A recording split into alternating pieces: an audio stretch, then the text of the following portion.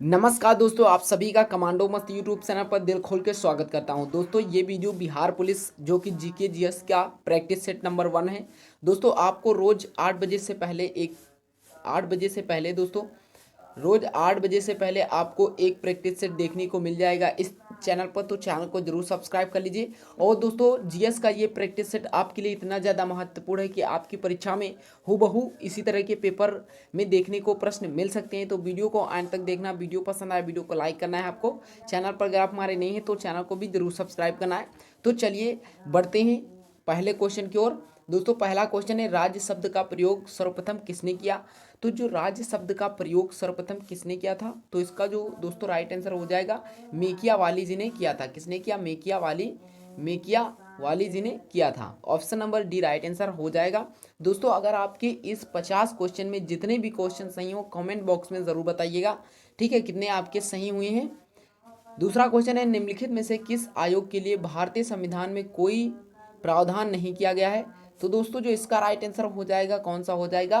Right answer हो जाएगा योजना आयोग। योजना आयोग के लिए भारतीय संविधान में कोई क्या नहीं किया गया है? प्रावधान नहीं किया गया है। दोस्तों योजना आयोग के अध्यक्ष कौन होते हैं? सबसे बड़ा क्वेश्चन ये है। तो दोस्तों हमारे देश के पीएम कौन होते हैं? योजना आयोग के अध्यक्ष होते हैं। और वर्तमान में पीएम कौन है? नरेंद्र मोदी जी। यानी कि नरेंद्र मोदी जी क्या है? योजना आयोग के अध्यक्ष हैं। चलिए नेक्स्ट प्रश्न, किस सुल्तान को खलीफा से सम्मान वस्त्र प्राप्त हुआ? तो इसका दोस्तों राइट आंसर हो जाएगा, इसका दोस्तों जो राइट आंसर हो जाएगा इल्तुतमिश। इल्तुतमिश को खलीफा से सम्मान वस्त्र प्राप्त हुआ था। दोस्तों आपको बता दें कि इल्तुतमिश कौन था? इल्तुतमिश कुतुबुद्दीन ऐबक का, ठीक है, कुतुबुद्दीन ऐबक का सेनापति था।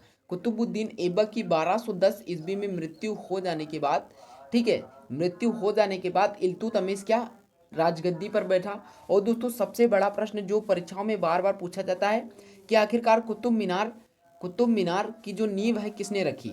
दोस्तों आपको बता दें कि कुतुब मीनार कहाँ है? कुतुब मीनार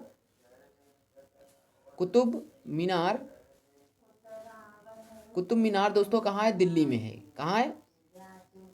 कुतुब मीनार दिल्ली में है। और दोस्तों आपको बता दें इल्तुतमिश ने कुतुब मीनार की नींव रखी थी, लेकिन दोस्तों इसका जो पूरा काम कराया था वो इल्तुतमिश ने कराया था। यानी कि नींव रखी थी कुतुबुद्दीन ऐबक ने, लेकिन उसको पूरा किसने कराया था? इल्तुतमिश ने पूरा कराया था। दोस्तों आपको बता दें इल्तुतमिश से रिलेटेड एक क्वेश्चन बहुत ज़्यादा पूछा जाता है, क्योंकि दोस्तों इल्तुतमिश की एक पुत्री थी जिनका नाम है रजिया सुल्तान। जिनका नाम है रजिया सुल्तान। हो सकता है आपने भी सुना हो और सुना ही होगा क्योंकि आप पढ़ने वाले बच्चे हैं। रजिया सुल्तान मुस्लिम शासिका थी और ये भारत की प्रथम मुस्लिम शासिका थी जो इल्तुतमिश की बेटी थी। ये क्वेश्चन बहुत ज़्यादा इंपॉर्टेंट है क्योंकि परीक्षाओं में इस तरह का क्वेश्चन बहुत बार पूछा गया है। चलिए नेक्स्ट प्रश्न है दोस्तों, निम्नलिखित में से कौन सी रेखा दो देशों के बीच सीमांकन नहीं होती है? दोस्तों दो देशों के बीच कौन सी सीमा जो होती है सीमांकन नहीं होती है? तो आपको भी पता है दोस्तों, आपको भी पता है कि इसमें जो रेखा है मैक-मोहन रेखा वो भी है, रेड क्लिफ रेखा, डूरंट रेखा वो भी है, लेकिन अंतर्राष्ट्रीय दिनांक रेखा ये सीमांकन रेखा नहीं होती। तो ऑप्शन नंबर ए इसका राइट आंसर हो जाएगा। लेकिन दोस्तों मैक-मोहन रेखा कौन कौन से देशों के बीच मिलती है? यानी कि दोस्तों जो मैक-मोहन रेखा होती है वो इंडिया वर्सेस चाइना, ठीक है, इंडिया वर्सेस चाइना के जो बीच में रेखा है उसे मैक-मोहन रेखा कहा जाता है। ठीक है, आप लोग अच्छे से याद कर लीजिए, उसे मैक-मोहन रेखा कहा जाता है। वहीं अगर रेड क्लिफ की बात करते हैं, रेड क्लिफ की बात करते हैं तो इंडिया पाकिस्तान, ठीक है, इंडिया पाकिस्तान की बात करते हैं, इंडिया और पाकिस्तान के बीच में जो सीमा रेखा होती है उसे रेड क्लिफ कहा जाता है। और इंडिया वर्सेस अफगानिस्तान, ठीक है, इंडिया वर्सेस अफगानिस्तान के जो बीच की रेखा है उसे डूरंट रेखा कहा जाता है। क्या कहा जाता है? डूरंट रेखा कहा जाता है। ये दोस्तों क्वेश्चन बहुत ही ज़्यादा इंपॉर्टेंट है क्योंकि परीक्षाओं में बार बार पूछा जा सकता है, इस वजह से मैंने यही क्या रखा है, ऑप्शन रखा है, ताकि मैं आपको अच्छे से समझा सकूँ। तो चलिए नेक्स्ट प्रश्न देखते हैं। नेक्स्ट प्रश्न वेरी वेरी इंपॉर्टेंट प्रश्न है। भारतीय संविधान के 8वीं अनुसूची में निम्नलिखित में से कौन सी भाषा बिन निर्दिष्ट नहीं है? तो दोस्तों भारतीय संविधान के 8वीं अनुसूची में टोटल 22 भाषाओं को मान्यता प्राप्त है, ठीक है, 22 भाषाओं को मान्यता प्राप्त है, जिसमें से दोस्तों उर्दू, सिंधी, संस्कृत सब भी हैं, लेकिन अंग्रेजी नहीं है, ठीक है, अंग्रेजी नहीं, यानी कि ऑप्शन नंबर बी इसका राइट आंसर हो जाएगा। नेक्स्ट प्रश्न, भारत के किस राज्य की क्षेत्रफल, ठीक है, भारत की किस राज्य की नेक्स्ट प्रश्न इंपॉर्टेंट प्रश्न है, भारत के किस राज्य की क्षेत्रफल एवं जनसंख्या की दृष्टि से समान रैंकिंग स्थित है? तो दोस्तों इसका जो राइट आंसर हो जाएगा मेघालय। वेरी वेरी इंपॉर्टेंट प्रश्न है, ठीक है, वेरी वेरी इंपॉर्टेंट प्रश्न है। आप इस क्वेश्चन के लिए स्टार बना लीजिए, इंपॉर्टेंट क्वेश्चन और पूछा जा सकता है परीक्षा में आपकी। नेक्स्ट प्रश्न है, निम्नलिखित में से कौन सा कर अप्रत्यक्ष कर होता है? अप्रत्यक्ष कर इसमें से कौन सा है? दोस्तों इसका जो राइट आंसर हो जाएगा उत्पाद शुल्क। उत्पाद शुल्क क्या होता है? एक अप्रत्यक्ष कर होता है, ठीक है, अप्रत्यक्ष कर होता है, याद कर लीजिए, अप्रत्यक्ष कर। इंपॉर्टेंट क्वेश्चन पूछा जा सकता है। नेक्स्ट क्वेश्चन और 8 नंबर क्वेश्चन है, विच्छेदक नदी के घुमाव से बनी झील को क्या कहते हैं? विच्छेदक नदी के घुमाव से बनी झील को क्या कहते हैं? दोस्तों इसको कहते हैं ऑक्सबो झील कहते हैं। क्या कहते हैं? ऑक्सबो झील। ऑप्शन नंबर सी इसका राइट आंसर हो जाएगा। नेक्स्ट प्रश्न इंपॉर्टेंट प्रश्न, झील अथवा तालाब के सतह पर जल पर, ठीक है, सतह जल पर पाद प्लवक के तेजी से बढ़ने वाले पुंज को क्या कहते हैं? दोस्तों झील अथवा तालाब के सतह जल पर पाद प्लवक के तेजी से बढ़ने वाले पुंज को कहते हैं सुपोषण। क्या कहते हैं? सुपोषण कहा जाता है। नेक्स्ट प्रश्न इंपॉर्टेंट प्रश्न है, पोत भंजक उद्योग में भारत का कौन सा राज्य अग्रणी है? पोत भंजक, ठीक है, पोत भंजक उद्योग में भारत का कौन सा राज्य अग्रणी है? तो दोस्तों इसका राइट आंसर हो जाएगा गुजरात अग्रणी है। कौन सा राज्य अग्रणी है? गुजरात अग्रणी है। नेक्स्ट प्रश्न इंपॉर्टेंट प्रश्न है दोस्तों, जल मार्गरेट थैचर प्रधानमंत्री थी उस समय किस देश के साथ ब्रिटेन ने फॉकलैंड द्वीपों पर नियंत्रण प्राप्त करने के लिए युद्ध लड़ा? तो दोस्तों जल मार्गरेट थैचर प्रधानमंत्री थी। थ्योरिकल क्वेश्चन है, आप लोग अच्छे समझिए। जल मार्गरेट थैचर प्रधानमंत्री थी उस समय देश के, ठीक है, किस देश के साथ ब्रिटेन ने फॉकलैंड द्वीपों पर नियंत्रण प्राप्त करने के लिए युद्ध लड़ा? तो दोस्तों इसका जो राइट आंसर हो जाएगा अर्जेंटीना, ठीक है, Argentina is a right answer हो जाएगा। नेक्स्ट प्रश्न, महात्मा गांधी की विश्व में सबसे लंबी मूर्ति कहाँ स्थित है? तो दोस्तों महात्मा गांधी की विश्व में सबसे लंबी मूर्ति पटना में स्थित है। और आप लोग पटना से बिलोंग कर रहे होंगे तो आपको भी जरूर पता होगा, ठीक है, कि महात्मा गांधी की जो मूर्ति है वो कितनी ऊंची है, ठीक है, पटना। नेक्स्ट क्वेश्चन, पटना कौन है? बिहार की राजधानी है।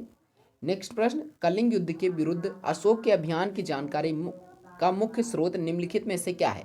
तो कलिंग युद्ध के विरुद्ध अशोक के अभियान की जानकारी का मुख्य स्रोत है वो दोस्तों शिलालेख 13, शिलालेख 13 है। Option number D right answer. Important question दोस्तों सभी जो आपकी परीक्षा में पूछे जा सकते हैं, तो आप लोग वीडियो को एंड तक देखना। वीडियो पसंद आ रहा हो तो वीडियो लाइक करना और ये वीडियो अपने दोस्तों के पास जरूर शेयर करना ताकि उनका भी ये क्वेश्चन कंप्लीट हो जाए। दोस्तों रोज सुबह 8 बजे से पहले यानी कि 7 और 8 के बीच में आपको एक प्रैक्टिस सेट मिलेगी, तो आप पूरी की पूरी उसे देख लीजिएगा। 100% बता रहे हैं, आपके 50 में 50 पूरे के पूरे सही होंगे क्योंकि ये प्रैक्टिस सेट बहुत ज़्यादा इंपॉर्टेंट मैं लेकर आया हूँ।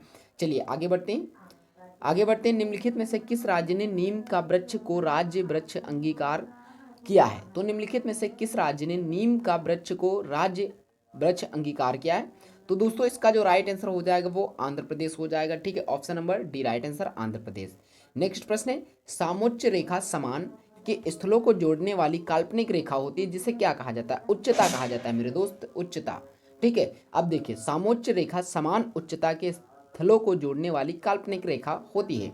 चलिए नेक्स्ट प्रश्न वेरी वेरी इंपॉर्टेंट प्रश्न है, सरकारी शेयरों का निजी कंपनियों को बेचना क्या कहलाता है?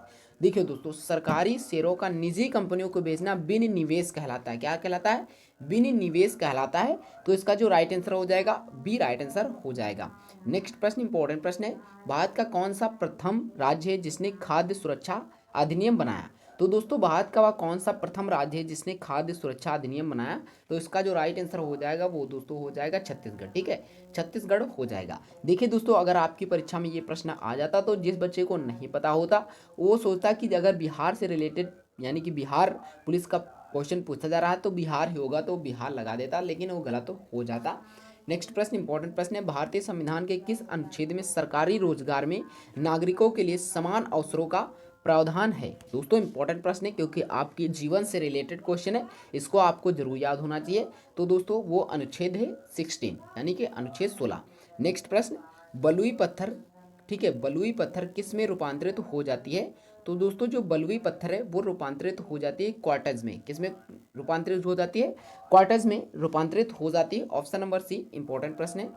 नेक्स्ट प्रश्न is a very very important, न्याय पर, ठीक है, व्यवसाय पर कर की वसूली किसके द्वारा की जाती है? तो दोस्तों व्यवसाय पर कर की वसूली किसके द्वारा की जाती है? वो सिर्फ केवल राज्य सरकार द्वारा ही की जा सकती है, अदरवाइज और कहीं से नहीं की जा सकती। चलिए नेक्स्ट प्रश्न। नेक्स्ट प्रश्न, निम्नलिखित में से क्या लोकतांत्रिक स्थिति के प्रतिकूल है? तो दोस्तों निम्नलिखित में से क्या लोकतांत्रिक स्थिति के प्रतिकूल है? तो तानाशाही प्रतिकूल है। अगर गणतंत्र की बात करते या गणतंत्र की बात करते तो अनुकूल है, ठीक है, अनुकूल है। प्रतिकूल का मतलब होता है विपरीत, अनुकूल का मतलब होता है एक जैसा। नेक्स्ट और 22 नंबर क्वेश्चन है, निम्नलिखित में से क्या पूंजी का कार्य नहीं है? तो पूंजी का कार्य क्या नहीं है ये आपको बताना है। तो पूंजी का कार्य नहीं है कीमत का स्थिरीकरण करना, ठीक है, कीमत का स्थिरीकरण करना ये क्या नहीं है? पूंजी का कार्य नहीं है। चलिए नेक्स्ट प्रश्न। नेक्स्ट प्रश्न इंपॉर्टेंट प्रश्न है, बंद अर्थव्यवस्था का क्या अर्थ है? तो बंद अर्थव्यवस्था का क्या अर्थ है दोस्तों? इसका जो राइट आंसर हो जाएगा, ऐसा देश जिसमें कोई आयात एवं निर्यात ना होता हो, ठीक है। जब कोई आयात और निर्यात नहीं होगा तो क्या होगा? वो बंद और अर्थव्यवस्था ही कहलाती है, ठीक है। अच्छे से इंपॉर्टेंट क्वेश्चन है, याद कर लीजिए।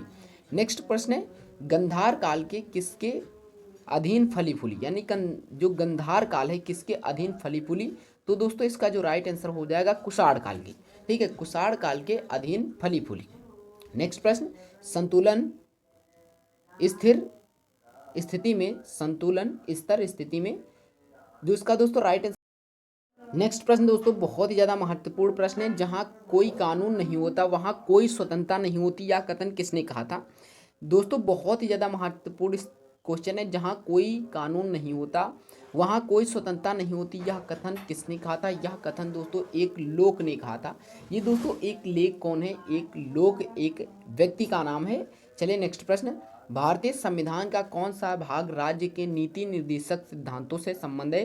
तो संविधान भाग नंबर 4, ठीक है, संविधान नंबर 4 यानी कि भाग नंबर 4 जो कि किससे संबंधित है? राज्य के नीति निर्देशक सिद्धांतों से संबंधित है। नेक्स्ट प्रश्न, भारत के संविधान में 44वां संशोधन मौलिक अधिकारों की श्रेणी में से किस अधिकारों को हटाया गया था? जो भारत के संविधान में 44वां संशोधन मौलिक अधिकारों की श्रेणी में से निम्न में से किस अधिकार को हटाया गया था? वो दोस्तों संपत्ति के अधिकार को हटा दिया गया था, जो कि मौलिक अधिकार से संवैधानिक अधिकार वैधानिक अधिकार बता दिया गया था, ठीक है, वैधानिक अधिकार की श्रेणी में इसे रखा गया है, ठीक है। नेक्स्ट प्रश्न, बिहार के प्रथम मुख्यमंत्री कौन थे?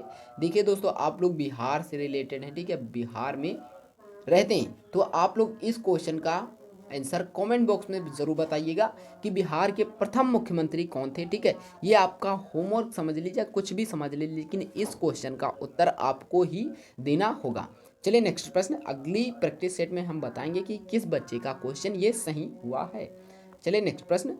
नेक्स्ट प्रश्न, निम्नलिखित में से कौन भारतीय अर्थव्यवस्था के प्रथम यानी कि प्राथमिक क्षेत्र के अंतर्गत आता है? तो दोस्तों जो डेयरी है, ठीक है, डेयरी जो कि दूध से बनाई जाती है, डेयरी वो क्या है? प्राथमिक क्षेत्र के अंतर्गत आती है।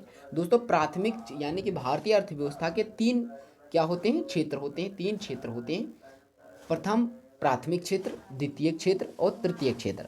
तो जिसमें कृषि वाला यानी कि कृषि से रिलेटेड कोई भी चीज़ होती है तो वो कौन सी? प्राथमिक श्रेणी में आती है, ठीक है, प्राथमिक श्रेणी में आती है। और दोस्तों जो प्राथमिक क्षेत्र से वस्तु को, जैसे प्राथमिक क्षेत्र से कोई वस्तु बनी, ठीक है, जैसे कि आप पता कर लीजिए कि लकड़ी जो है, लकड़ी मान लीजिए प्राथमिक क्षेत्र से निकली, ठीक है।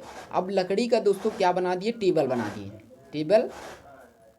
टेबल अगर बना दिए तो क्या होगा? टेबल जो लकड़ी है, लड़की लिख दी हम, लकड़ी जो है दोस्तों, लकड़ी फिर से बता देते हैं एक बार, नहीं तो आप समझ नहीं पाएंगे, जो कि वेरी वेरी इंपॉर्टेंट है। लकड़ी, ठीक है, लकड़ी मान लीजिए लकड़ी कोई है, उससे हमने टेबल बना दिया, ठीक है, टेबल बना दिया। अब जो लकड़ी है वो प्राथमिक क्षेत्र है, टेबल है वो कौन सी? द्वितीय क्षेत्र में आएगी। प्राथमिक क्षेत्र से जो वस्तु बनाई जाती है वो द्वितीय क्षेत्र में कहलाती है, ठीक है। अब तृतीय क्षेत्र क्या होता है? मार्केट में कोई सामान हमें यानी कि मार्केट में टेबल को बेचना पड़ेगा, ऐसे नहीं थी घर पर बिक जाएगी। तो मार्केट में बेचने के लिए हमें टेबल जहाँ से बनाई वहाँ से उसे क्या ले जाना पड़ेगा? मार्केट तक ले जाना पड़ेगा। मान लीजिए हमने ट्राली से उसको ले गए, ठीक है, मान लीजिए हम उसे ट्राली से ले गए, ठीक है, ट्राली से। अब जब हम उसे ट्राली से ले गए हैं, ठीक है, अब जब हम उसे ट्राली से ले गए हैं तो ट्राली जो होगी वो तृतीयक क्षेत्र में आएगी, ठीक है, तृतीयक क्षेत्र में आएगी, याद रखना तृतीयक क्षेत्र में आएगी। चलिए नेक्स्ट प्रश्न। नेक्स्ट प्रश्न है, बिहार में कृषि विश्वविद्यालय स्थापित हुआ। तो बिहार में कृषि विश्वविद्यालय कहाँ पर स्थित हुआ? मुजफ्फरपुर में स्थित हुआ। चलिए नेक्स्ट प्रश्न, जापान की संसद को किस रूप में जाना जाता है? जो दोस्तों जापान की संसद है उसको किस रूप में जाना जाता है? डाइट के रूप में जाना जाता है। Option number A right answer हो जाएगा। जेमिनी राय किस के प्रसिद्ध रूप, यानी कि जेमिनी राय किस के रूप में प्रसिद्ध थे? तो दोस्तों इसका जो राइट आंसर हो जाएगा पेंटर के रूप में